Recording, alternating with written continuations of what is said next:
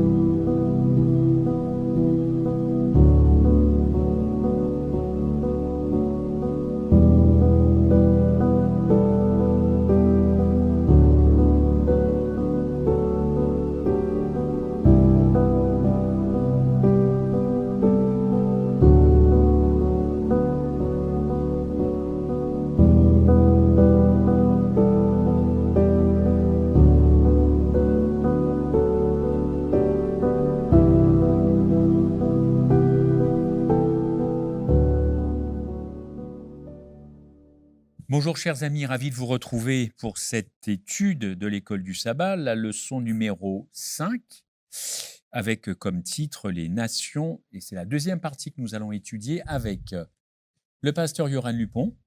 Bonjour. Bienvenue. Merci. Bienvenue, pasteur de, entre autres, Châtenay-Créteil. Et Chevilly. Et à ma droite, Émile Lazare, pasteur de Neuilly-sur-Seine. Bonjour. C'est bien ça. Bonjour Émile, bienvenue à tous. Nous sommes ravis de vous retrouver encore une fois pour étudier et on se retrouve tout de suite après le générique.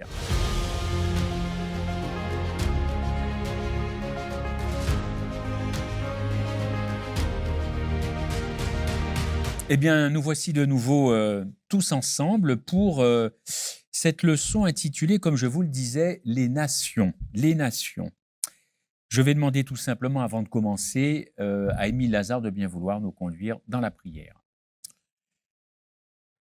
Seigneur, nous voulons te remercier parce qu'on a de nouveau le privilège de nous réunir autour de ta parole. Et nous savons, Seigneur, que c'est par ton Saint-Esprit que tu vas nous guider aujourd'hui. Donc, Amen. nous te demandons, Seigneur, de nous conduire dans le débat de cette étude, mais aussi, nous te prions pour toutes les personnes qui regardent cette étude et qui s'interrogent par rapport à toi, d'ouvrir leur cœur à toi. Au nom de Jésus. Amen. Amen. Alors, chers amis, j'espère que vous avez vos Bibles, vous avez de quoi noter, un petit bloc-notes, un stylo, parce qu'il y aura évidemment beaucoup de choses à dire. C'est une leçon assez riche. Nous sommes donc toujours dans les allusions, images et symboles prophétiques. Et alors, je vous invite à prendre le premier texte, une sorte de texte référence. Je vais peut-être demander à Yoran, le psaume 46, 10, et je demanderai ensuite à Émile de rentrer dans le vif du sujet avec un autre verset. Psaume, alors on commence avec le psaume 46 au verset 10. Pour nous tranquilliser en tout cas dans ce qui risque de venir un petit peu après dans les textes. Il fait cesser les guerres jusqu'aux extrémités de la terre, il brise l'arc, il rompt la lance, il met le feu au char. Psaume 46, 10, on est d'accord? Oui. J'ai une version Darby qui est tout autre, en tout cas dans la version à mémoriser. Est-ce qu'on peut la lire? Tenez-vous tranquille et sachez que je suis Dieu, je serai exalté parmi les nations et je serai exalté sur la terre. Alors c'est le verset 11 pour nous. Voilà, très bien. Pour ça. Donc c'est pour ça D'où qu'il y a le un décalage. Je me disais. Voilà. Tenez-vous tranquille, je suis Dieu, c'est moi, pas de panique, hein. C'est ce qu'on peut retenir. Bon, alors rentrons dans le vif du sujet avec ce fameux tout premier commandement. Est-ce que, Émile, tu peux lire Genèse 2? On va aller directement au verset 17 pour gagner un peu de temps. « Et tu ne mangeras pas de l'arbre de la connaissance du bien et du mal, car le jour où tu en mangeras, tu mourras. » Voilà, c'est très clair. Alors, j'ai une question à vous poser. N'hésitez pas à réagir, évidemment. S'agissait-il simplement, uniquement, d'interdire une connaissance dans ce fameux jardin d'Éden, Yoran, puisqu'il est question de connaissance? Alors, je vais essayer de répondre rapidement et en même temps donnant des éléments. Bon, je pense que il ne faut pas raisonner, je pense, en termes d'interdiction. Je pense qu'il s'agit d'une loi rudimentaire de Dieu, de premier rudiment de la loi de Dieu, parce qu'il ne faut pas oublier que l'être humain, bien qu'étant adulte, est un bébé spirituel. Il en est à son béaba. Et il est aussi neutre. C'est-à-dire que lorsque Dieu le crée, il ne penche ni d'un côté ni de l'autre, ni du côté du mal, ni du côté du bien. C'est un être parfait, bien sûr, mais ce premier rudiment de loi de Dieu a pour objectif de faire un premier pas dans une direction. Et donc, l'idée ici, c'était de faire un premier pas dans la direction de la confiance en Dieu. Donc, moi, j'aborderais plutôt ça comme ça. C'est pas une interdiction. D'une interdiction. Voilà. Pourtant, c'est ce qu'on entend très couramment. Premier ordre, première interdiction, tu ne mangeras pas. C'est quand même assez directif. Tout à fait. Moi, ce que je veux dire, c'est que d'un côté, il y a le bien, d'un côté, il y a le mal, et l'homme doit faire un premier pas dans une direction ou dans une autre. D'accord. C'était l'objectif, à mon sens. Émile. Bon, quand on lit le livre de Genèse, il y a un élément qui sort immédiatement dans les premiers chapitres, c'est le fait que l'homme est la créature de Dieu. Et qu'il y a, bien sûr, un lien d'amour entre Dieu et ses créatures, mais il y a aussi un lien d'obéissance entre l'homme et celui qui l'a créé. Et ici, je vois ce texte comme quelque chose que Dieu nous demande d'écouter pour vivre mieux, pour bénéficier de toutes les choses que j'ai mis autour de vous. Il faudra établir entre vous et moi ce lien d'obéissance. C'est pas une interdiction ici pure et dure. pour limiter la créativité des êtres humains. On voit que l'homme, il a été placé dans quelque chose, dans un espace merveilleux. C'est le jardin d'Éden. Il a la possibilité, voilà, de manger de tous les arbres qui sont dans le jardin, mais il y a quelque chose que Dieu met comme un test. C'est ça. C'est ça, c'est un test. test de Je confiance. veux que toi, tu comprends bien quelle est ta place On est par rapport d'accord. à moi. Le problème est que l'homme, il a failli. Et avec cette défaillance de l'humanité, on voit la dérive de toutes les nations, on peut dire toute la postérité humaine qui entre dans la dérive. Et c'est le deuxième texte de Psaume chapitre 46, parle du fait que c'est Dieu qui domine maintenant sur les nations malgré la défaillance des humains. Malgré le fait que les humains, à un moment donné, ont choisi de n'obéir pas à Dieu, de créer cet espace extraordinaire que Dieu nous a donné, de le transformer dans un espace de la guerre, dans un espace de la violence, comme c'est présenté dans le psaume 46. Malgré tout ça, Dieu ne nous a pas oubliés. Il essaye de s'impliquer, d'intervenir dans notre histoire et de mener à un moment donné à une conclusion heureuse pour nous, toute l'histoire de l'humanité. Alors, j'entends bien ce que vous dites. On va juste rester encore un tout petit peu là-dessus. Parce que, bon, le problème, c'est que tout est parti du Jardin d'Éden, en tout cas sur Terre, et on en connaît malheureusement, évidemment, toutes les conséquences. J'ai une deuxième question qui est un peu subséquente, c'est, en fin de compte, pour savoir ce qu'est le bien, c'est peut-être un peu philo, je ne sais pas, mais pour savoir ce qu'est le bien, faut-il savoir ce qu'est le mal? Car, en effet, on est d'accord que Adam et Ève ne connaissaient que le bien. Le mal, ils ne savaient pas ce que c'était, ils ne l'avaient pas expérimenté. Donc, cette attirance dans cette connaissance du mal, est-ce qu'il faut aujourd'hui, en tout cas, pour faire le bien, savoir ce qu'est le mal? Vous me direz, mais nous connaissons les deux. Alors, comment vous voyez les choses? Est-ce que enfin, si on se met un petit peu dans leur peau? Alors, je pense à la philosophie du yin et du yang, par exemple. N'est-ce pas? Le mal et le bien participent à l'équilibre. On connaît ces philosophies orientales. C'est pas du tout le point de vue de la Bible. Le point de vue de la Bible, c'est que le mal est une anomalie. Absolument. C'est un problème. D'accord? Donc, le mal n'existait pas. L'expérience du mal n'était pas nécessaire.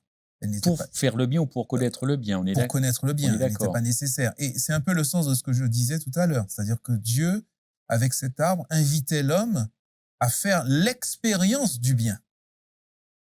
Donc, c'est pour ça que je ne raisonne pas en termes d'interdiction. C'était de faire l'expérience du bien. Et en faisant l'expérience du bien, il allait s'éloigner du mal. Il allait éloigner l'expérience du mal, mais en faisant celle du bien, en allant dans le sens de l'obéissance, de la confiance dont parlait Émile. D'accord. En fait, parce qu'aujourd'hui, il y avait deux voies pour connaître le mal. C'était la voie la plus malheureuse qui a été choisie par Adam et Ève, la désobéissance. Et après, ils se sont rendus immédiatement des conséquences dans leur vie, dans les sentiments, dans les émotions, dans leurs pensées, qu'est-ce que c'est le mal. Il y a une deuxième voie qui a été montrée par Jésus quand il a résisté au tentateur. Dans les évangiles, on nous dit qu'après le baptême, Jésus, il a été tenté, il a lutté contre le mal et il a gagné par la force du bien. Parce qu'il cite à chaque fois devant le diable qui vient le tenter pour essayer un peu de le faire goûter qu'est-ce que c'est le mal. Jésus montre comment on peut s'opposer au mal et comment on peut connaître le mal d'une manière totalement heureuse. Ça veut dire sans être contaminé par le mal. C'est ça. C'est l'obéissance de Dieu. C'est le fait que tu es lié à Dieu qui te donne la force de dire non au mal, bien sûr en le connaissant, mais en le connaissant de loin. De loin. Il n'entre pas en toi. Il n'abîme pas ta vie, mais tu peux t'opposer à lui et tu peux lui fermer comme ça la porte une fois pour tout. Ce que Jésus réalise, bon, Adam, il n'a pas réussi, mais Jésus, il a refait la même expérience, mais avec une conclusion totalement heureuse. Alors, il faut peut-être ajouter rapidement que malheureusement, l'expérience du mal, malheureusement pour nous, c'est une expérience naturelle. On n'apprend pas à faire le mal. On a perdu cette neutralité. Ouais. On a perdu cette neutralité qu'avait Adam. Parce que je dis ça simplement parce que, en fin de compte, l'homme est toujours à la recherche de connaissances.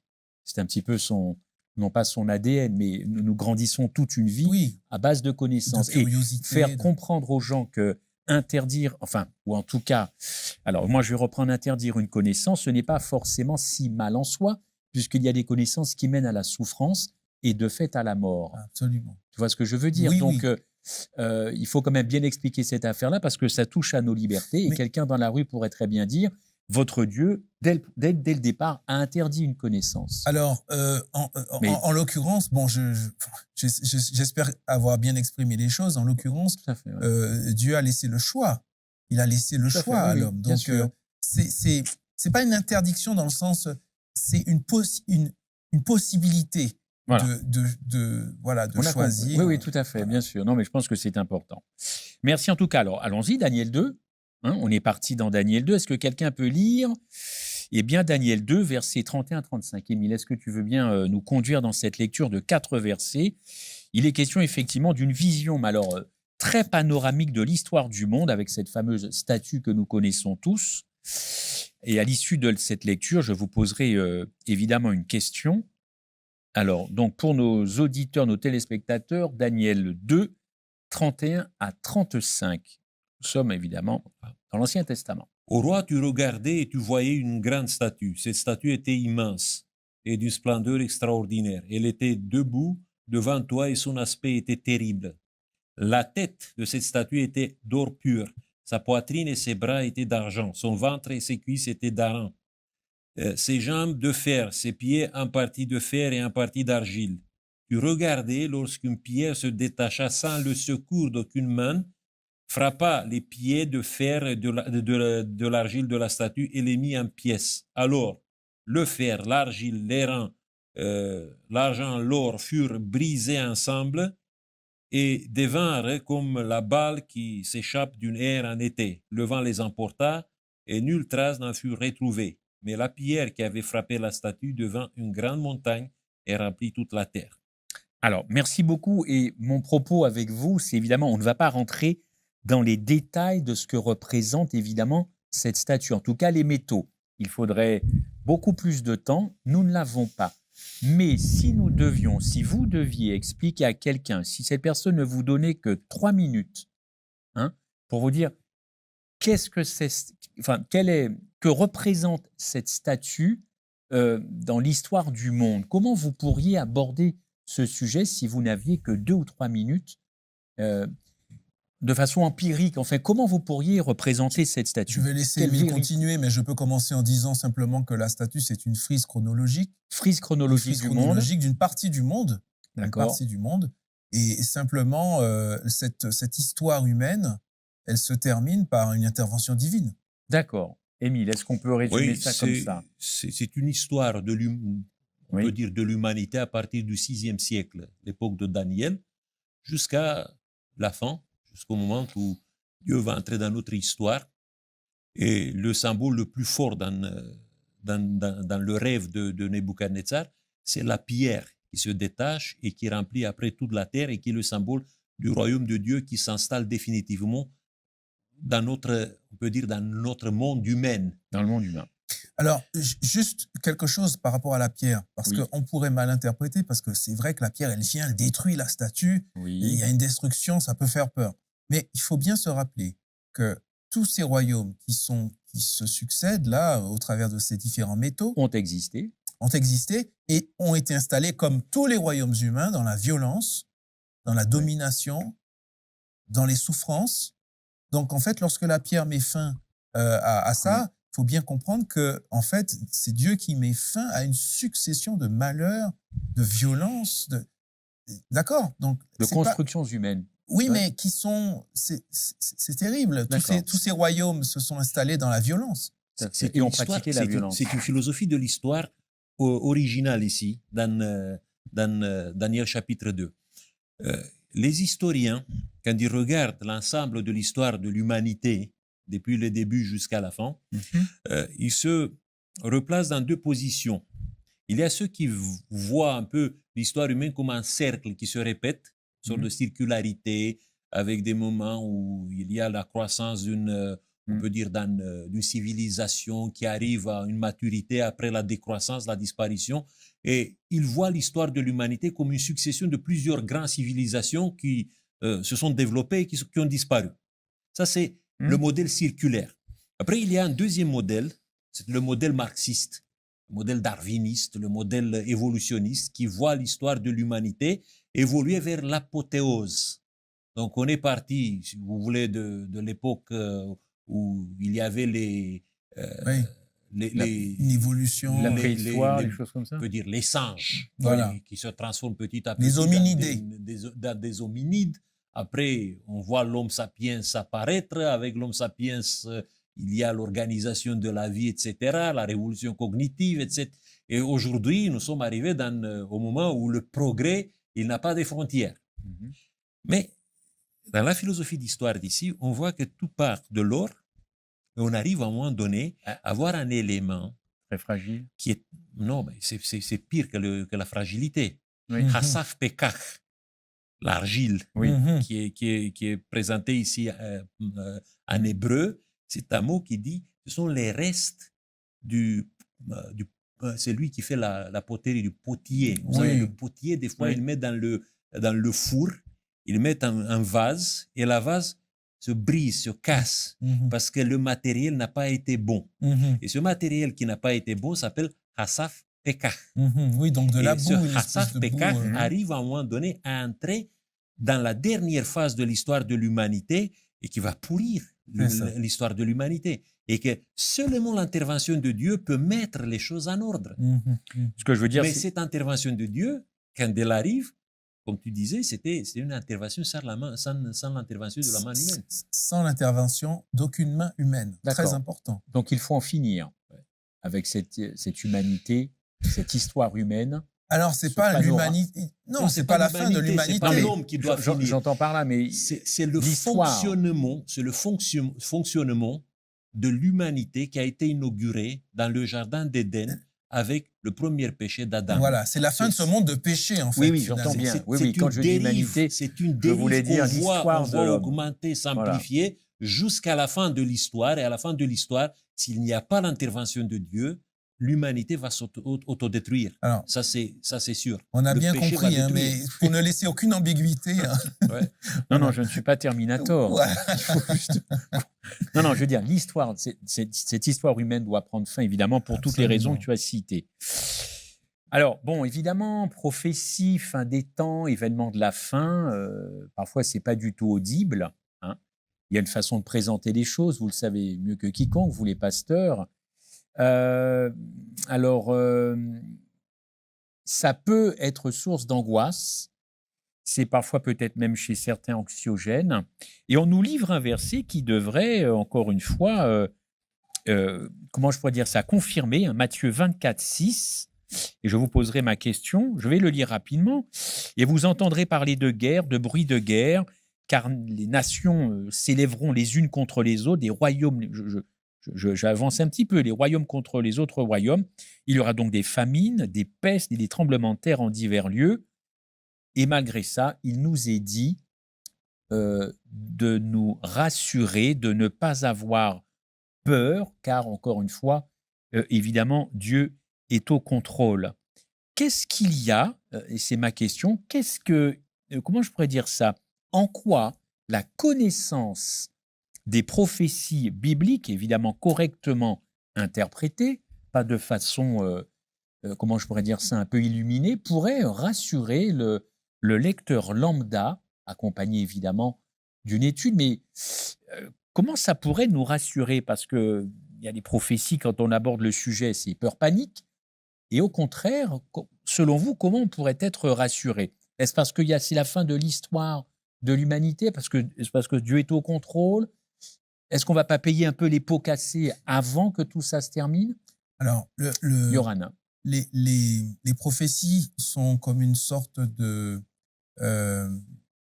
feuille de route des événements de la fin. Elles ont été données pour ça, pour que tous ceux qui le souhaitent, toutes celles qui le souhaitent et qui veulent étudier puissent avoir des éléments.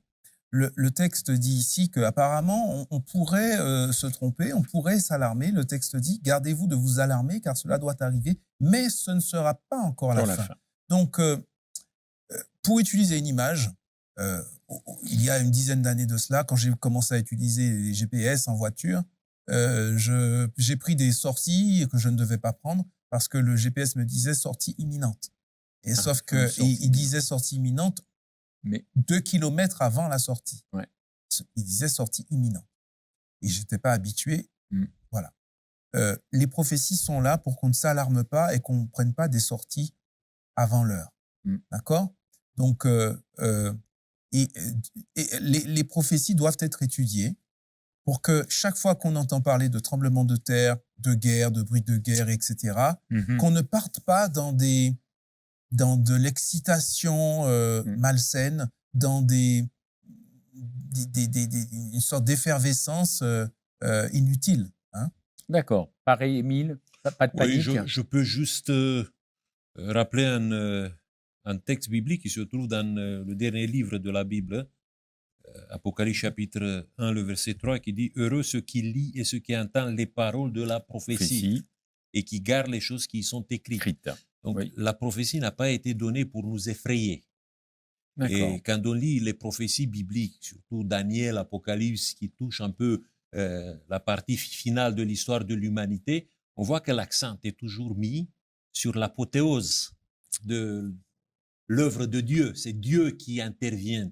C'est Dieu qui participe à notre salut. Il ne nous laisse pas, à un moment donné, même si la dérive, on peut dire, de l'humanité nous met en danger, crée un pronostic vital pour, Nous inquiète, oui. pour toute l'humanité. Non, Dieu, il va intervenir au bon moment. Le problème est que parfois, nous essayons de donner un coup de main à Dieu. Je vous donne un exemple. Il y a beaucoup de chrétiens aujourd'hui qui envisagent un peu l'eschatologie, la fin de l'histoire, comme une sorte d'installation sur la terre d'un millénium où Jésus viendra et en collaboration avec quelques chrétiens, avec des juifs convertis, ils vont installer ici un royaume de paix comme ça. Et maintenant, on voit des politiciens qui croient dans ce type d'interprétation et qui commencent à mettre en place les conditions pour que le millénarisme puisse s'installe s'installer sur la terre. Et pour moi, ça sera la plus grande catastrophe qui peut nous arriver dans ce temps-là. D'autant plus que... Il faut laisser Dieu être Dieu jusqu'au bout. Si il y a un salut pour l'humanité, il ne viendra jamais d'un politicien, il ne viendra jamais d'un gouvernement, il ne viendra jamais de quelqu'un qui va venir avec une sorte de message messianique maintenant sur la terre. Le seul qui est le Messie et qui peut délivrer la terre, c'est Jésus et c'est Dieu. D'autant plus que dans les prophéties, j'abonde absolument parce que justement dans les prophéties de Daniel que nous évoquions tout à l'heure, il est bien dit à 2 reprises au moins, sans l'action d'aucune main humaine. Donc là, la prophétie joue son rôle, elle nous renseigne sur comment ça va se passer. Très bien, le parallèle, on continue. Merci encore d'être là. C'est Daniel 7 et cette fois-ci, au lieu d'une statue, c'est une série de nations qui sortent de la mer. Évidemment, conséquence d'un vent agité. Ces nations étaient constamment en guerre. On peut prendre le texte. Hein. Je crois que c'est Daniel 7, les 3 premiers versets. On y voit beaucoup de choses. Et on voit Daniel qui observe tout cela. Il voit des bêtes, une bête qui monte de la mer, une bête qui monte de la terre. Donc, il est question... Ici, il y a tous les bêtes sortent de la mer. Oui, c'est de l'agitation de la mer. Tout à fait. Donc, c'est... Si vous voulez, c'est la même histoire de l'humanité qui est présentée dans le chapitre 2, Tout à fait. Mais cette fois présentée un prophète juif. C'est pas un roi païen, mais c'est un prophète juif qui comprend très bien. Parce que pour un juif, la mer, c'est le lieu de tous les dangers. Le peuple d'Israël, c'était un peuple de la terre ferme. Un peuple qui avait choisi l'agriculture, qui a choisi l'élevage, mais c'est pas un peuple des marins. La mer, c'était le lieu par quoi il y avait toujours le danger qui venait. Et on voit ici des monstres. Oui. L'histoire de l'humanité qui devient de plus en plus monstrueuse. Et c'est là que ça complète la vision de la statue. Parce que tant que c'était des métaux, mais là, ce sont des monstres carrément. C'est une dégradation dans le chapitre 2. Ici, c'est une montée de la cruauté. De la cruauté. Et les monstres montrent le vrai visage de tous ces royaumes, de tous ces empires. C'est vraiment pour ça que j'ai parlé de parallélisme. On explique vraiment bien, comme tu dis, effectivement. En tout cas, on peut visualiser Exactement. la monstruosité, la cruauté et tout ça. Exactement. On est bien Exactement. d'accord. Mais c'est toujours la même fin de l'histoire. Vous voyez ici, dans le chapitre 7, on voit quelqu'un qui est nommé le Fils de l'homme, Oui. qui va dans le ciel et qui établit d'en haut. C'est dans le ciel qu'il établit ce qu'on appelle le royaume de Dieu. Il ne vient pas sur la terre pour chercher quelques rescapés ici et leur dire, écoutez, vous êtes maintenant les plus puissantes, avec vous, je vais installer sur la terre C'est ça. mon royaume. Non, non, C'est ça. c'est dans le ciel qui commence à construire le royaume et c'est lui qui vient pour nous sauver. Mhm. Et d'ailleurs, au verset 11 et 12, avant qu'il vienne pour instaurer son royaume éternel, les bêtes sont jugées. Oui. Ça veut Tout à dire, fait. ça veut donc dire qu'à un moment donné, cette histoire humaine, ces nations, à un moment donné, eh bien, toutes ces exactions, tous ces dominateurs, etc., eh bien, vont devoir rendre des comptes à un moment donné. Absolument. C'est pour ça que la lecture de Daniel 2, Daniel 7, évidemment, se complète. Alors moi, j'ai une question toute simple, encore une fois. Ce que la mer représente, ce que la terre représente, ce que les animaux représentent, ce que les métaux représentent. Il est même question, avec notre interprétation adventiste, il est question parfois, souvent, même des États-Unis. On peut en parler, mais c'est un peu compliqué, on n'a pas le temps. Mais les États-Unis ont un rôle à jouer. Moi, j'ai une question toute simple. Cette interprétation vient de Daniel 13. Oui. Apocalypse. Apocalypse 13, pardon, pas Daniel. Dans l'Apocalypse chapitre 13, qu'est-ce qu'on voit là-bas? C'est une dernière séquence de l'histoire de l'humanité. Il y a la mer qui est envisagée et la terre de l'autre côté. Absolument. Et parmi les symboles bibliques, la mer, c'est le lieu de toutes les agitations. Ce sont les peuples, les peuples païens, les nations, tout ça. Qui ne se tiennent pas tranquilles. Qui sont en dehors de l'espace sécurisé d'Israël. Et la terre, en hébreu, la terre, ça se dit Haaretz. Et quand on utilise le mot Haaretz avec un article défini, Haaretz, ça veut dire la terre promise. Et la terre promise a été considérée par les Israélites comme l'espace de sécurité. Et dans le chapitre 13, on voit que même l'espace de sécurité, la terre, Haaretz, il est à un moment donné envahi, prise par un monstre qui monte de la terre et qui fait association avec le monstre qui vient de la mer. Et que sur la terre, il n'y a aucun espace, à la fin de l'histoire, il n'y aura aucun espace pour, de sécurité. sécurité. Sécurisant. Pour les protestants, après le XVIe siècle, l'Europe est devenue l'espace de l'agitation. Voilà, et ils sont partis aux États-Unis. Partout, les guerres de la religion, il y a la guerre de 30 ans qui a eu un élément religieux à la base. On voit toutes ces choses-là qui se passent en Europe. Et les gens qui voulaient vivre leur liberté, ils ont pris la mer, ils ont traversé l'Atlantique, ils sont arrivés dans un espace de la liberté, l'espace qui va devenir plus tard les États-Unis, qui a été nommé par ces gens-là qui s'installaient là-bas et qui vivaient leur liberté de conscience et religieuse, de religion. La terre promise. Promise, tout à fait. Et dans cette terre promise, terre de liberté, ils ont cru qu'à un moment donné, rien ne va arriver. Mais le texte nous dit que même dans cette terre promise, il y aura à un moment donné le risque de voir quelque chose, un système qui va se mettre en place, qui va créer les mêmes monstruosités. La sécurité coercitif. Absolument. Alors juste parce que le temps est court, moi je termine avec cette question. En quoi notre Église adventiste du 7e jour, finalement, avec ce que vous me dites, eh bien, aurait son mot à dire, peut-être pour expliquer un petit peu tout ça? Pourquoi nous ne sommes pas si consultés, peut-être, par des savants ou par des sages, puisque nous avons la réputation d'être le peuple du livre? Alors, pourquoi nous ne sommes pas... est-ce qu'on a un mot à dire, nous, dans le concert apocalyptique? Tu as posé deux questions. Je réponds à la première. Si tu permets, Émile, je réponds à la première très rapidement. Le Apocalypse 12, verset 17, parle de la descendance de la femme, ici, symbole de l'Église, épouse du Christ. Donc, la descendance de l'Église, les restes qui gardent les commandements de Dieu et qui ont le témoignage de Jésus. Au chapitre 14, c'est la foi de Jésus. Et au chapitre 19, on nous explique que le témoignage ou la foi de Jésus, en fait, c'est l'esprit de la prophétie. Je vais très vite. L'esprit de la prophétie, c'est tout simplement l'esprit des prophètes qui étaient des porte-paroles de Dieu à des moments clés de l'histoire avec un message clé. D'accord. Un message pertinent. Et nous aujourd'hui? Eh bien, je crois que l'Église adventiste du 7e jour a cette pertinence des temps. Voilà. D'accord. Elle a cette pertinence des temps de dire, voilà la feuille de route. Émile, le mot de la fin. Bon, je voulais dire juste provisoire. une chose. Il y a une vision dans l'Apocalypse chapitre 10. Il faut faire vite, Émile. Vite. Où on nous dit que dans ce contexte agité de la fin de l'histoire, il y a une intervention qui vient d'en haut, sous la présentation d'un ange qui est enveloppé dans le nuage, qui a les pieds comme des colonnes des feux. Et ça évoque ici, cette image, ça évoque une délivrance qui a eu lieu dans l'histoire de l'humanité lors de l'Exode, quand Israël a été effectivement sorti d'un guêpier, d'une situation terrible et qui a été délivré.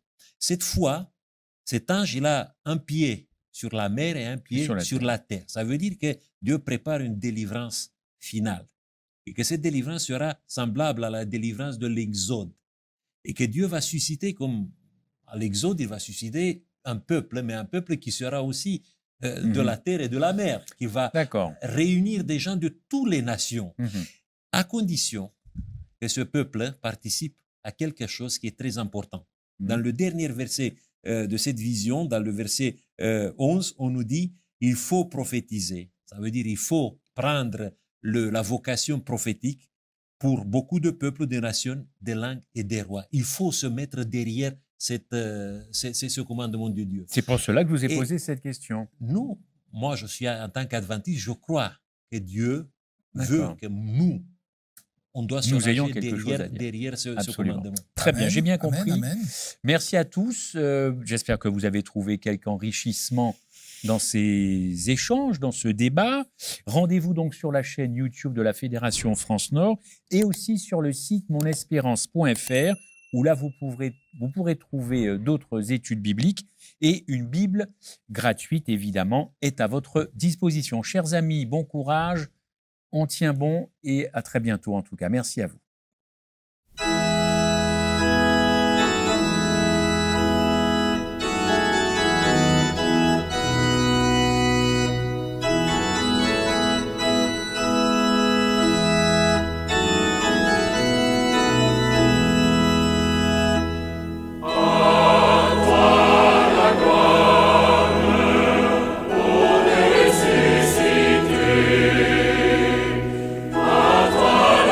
Victory.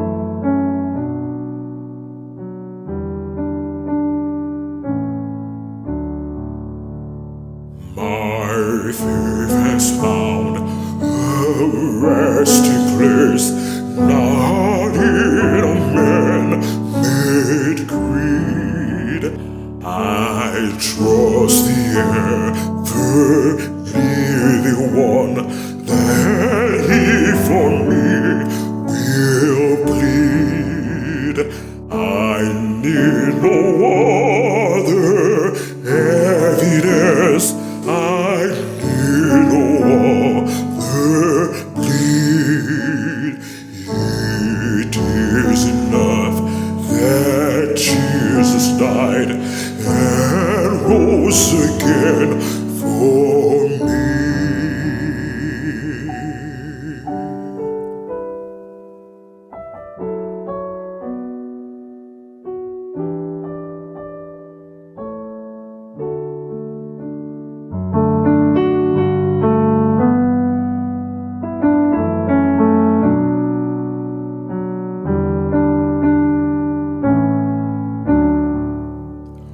Mon espérance est en Jésus, en lui je me confie. Jour après jour, il me rassure, son amour me conduit. Il me relève quand je tombe, il m'aime toujours. Nul n'est semblable à mon sauveur, quel merveilleux amour.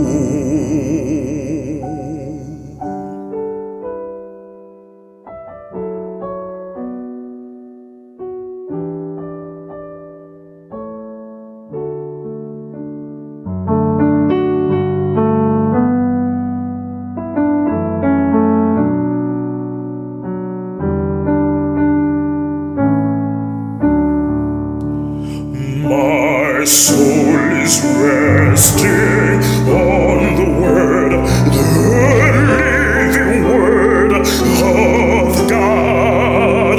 Salvation in my Savior's name, salvation through His blood.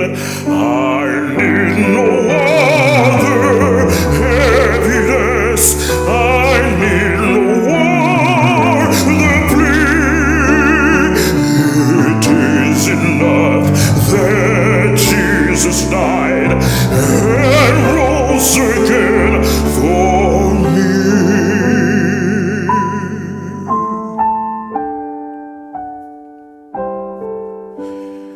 And rose again for me.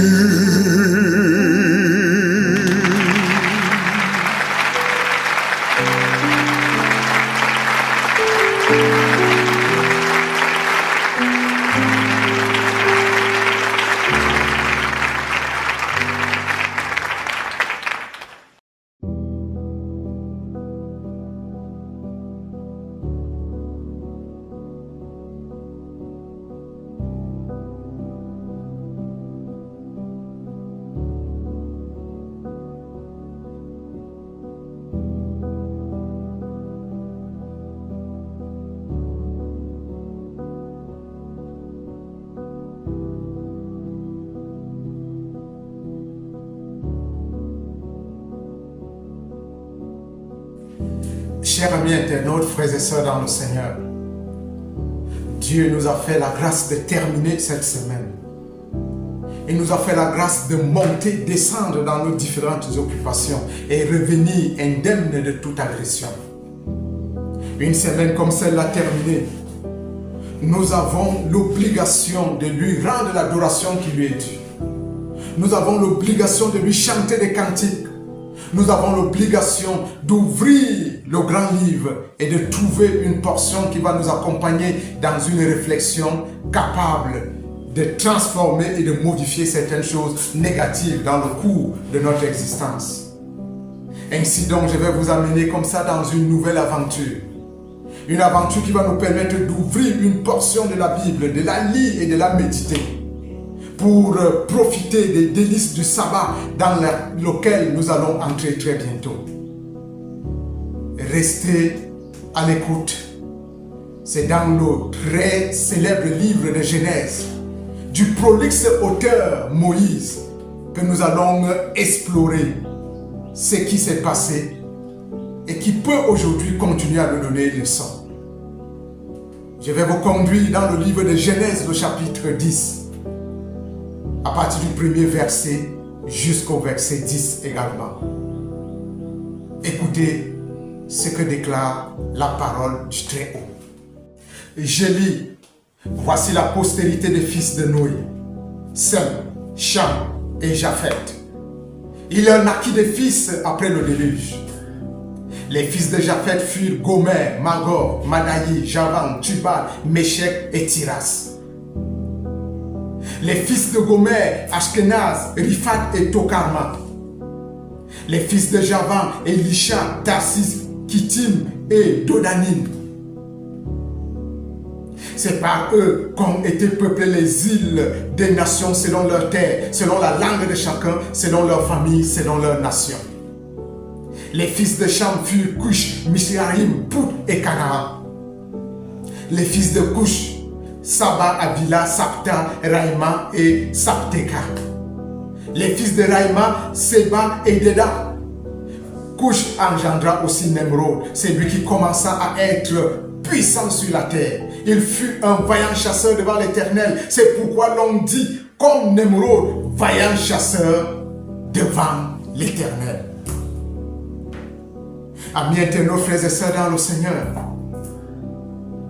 c'est dans cette portion de l'Écriture que nous allons nous entretenir quelques minutes pour savoir qui était un puissant chasseur devant l'Éternel et quelles sont les œuvres qu'il a commises pour mériter cet éloge.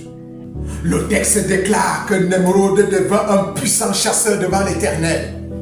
Et quand il devint un puissant chasseur devant l'Éternel, sa tête lui tourna, son cou gonfla et il entra dans une série de mauvaises décisions. Des décisions qui devaient amener Dieu à être mis sur l'autel de défi par une créature. Nemrod décida de défier l'Éternel en construisant la tour de Babel.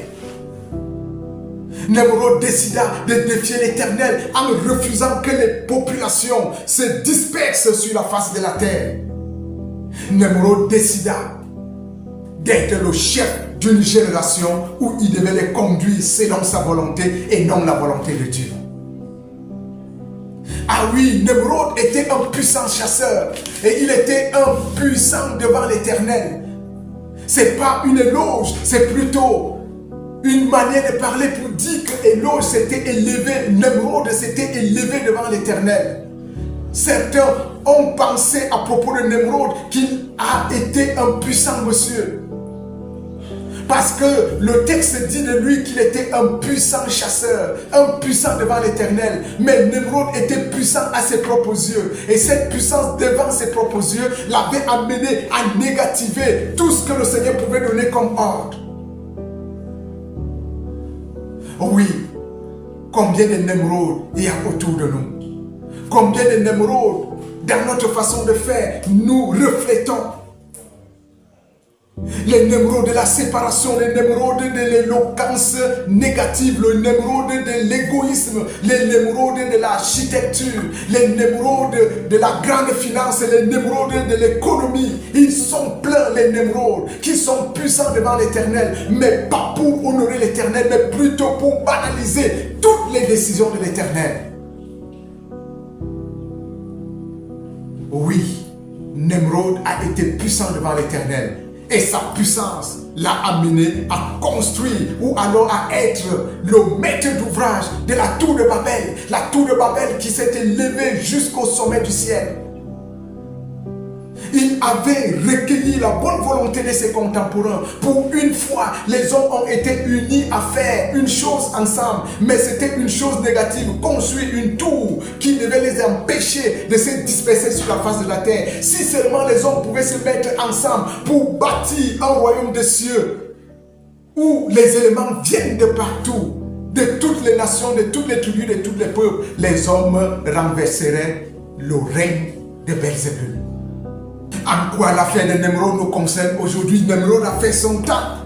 Non, Nemrod a marqué l'esprit de ses contemporains. Nemrod est réservé parmi les hommes qui doivent occuper le panthéon des grands de son époque. Mais pourtant, il les a servis. Mais pourtant, il les a tyrannisés. On retient qu'il a été le bâtisseur et l'architecte de la tour de Babel, c'est bien, mais une tour de Babel qu'il mettait en évidence son orgueil contre Dieu. L'important pour nous, c'est d'être puissant devant l'Éternel, dans le bon sens. Puissions-nous devenir des puissants chasseurs qui permettent à ce que l'image de Dieu soit lavée tous les jours, des puissants chasseurs d'images positives de Dieu. Puissions-nous devenir des puissants évangélistes dont l'écho de voix traverse vallées et monts. Puissions-nous devenir des hommes et des femmes qui renversent des situations apocalyptiques. Au moment où la guerre est prête à exploser, nous devenons puissants par notre manière de mettre un terme à l'inimitié. Nous sommes pour un court laps de temps sur la terre. Misérables que nous sommes, nous n'avons rien à porter dans ce monde. Il est évident que nous n'emporterons rien. Je pense à la succession des empires, mon Dieu, qui aujourd'hui sont dans des broussailles où il faut l'expertise des archéologues pour reconnaître où était le palais des tels qui régnaient. Je pense à l'empire babylonien de Nabucodonosor. Je pense à l'empire médo-perse d'Assuérus. Je pense à l'empire grec d'Alexandre le Grand. Je pense à l'empire romain de César Auguste. Où sont ces empires? Il faut maintenant utiliser l'expertise des archéologues pour savoir où ils avaient implanté leur palais et où ils avaient régné. Nous passons et le temps aussi passe. Et ce qui peut nous conduire de l'autre côté, du côté où l'Éternel règne, c'est le caractère puissant que nous avons formé et qui s'est imbriqué dans l'affaire du salut. Nous pouvons devenir de puissants chasseurs. Non pas des chasseurs d'hommes, mais plutôt ceux-là qui chassent les âmes à ramener dans la cagnotte de l'Éternel. Nous pouvons devenir puissants comme Nemrod, non pas pour construire des duplex, non pas pour construire des 6 ou 7 étoiles, non pas pour construire des quartiers, des villas, mais plutôt pour construire ce qui va subsister après que le feu du ciel soit descendu sur cette terre, parce que cette terre est réservée pour le feu. Puissant devant l'Éternel, dans le bon sens, c'est quelque chose d'impeccable. Mais puissant devant l'Éternel pour écraser les autres et s'asseoir sur les places d'honneur, c'est abominable. Devenons les chasseurs d'images positives de Dieu. Devenons chasseurs puissants dans l'évangélisation, la dynamique de faire apporter la bonne nouvelle à ceux qui sont encore dans les ténèbres. Frères et sœurs dans le Seigneur, amis internautes, en entrant dans ce nouveau sabbat, c'est le message que je voulais vous apporter. Devenir puissant devant l'Éternel dans des clauses qui permettront qu'à la fin des travaux, qu'on nous désigne comme bon et fidèle serviteur. L'Éternel nous dit, bon et fidèle serviteur, tu as été fidèle en des petites choses. Maintenant, prends les grandissimes. Que l'Éternel vous accompagne et que le sabbat qui est devant vous à déguster soit suave. Shalom.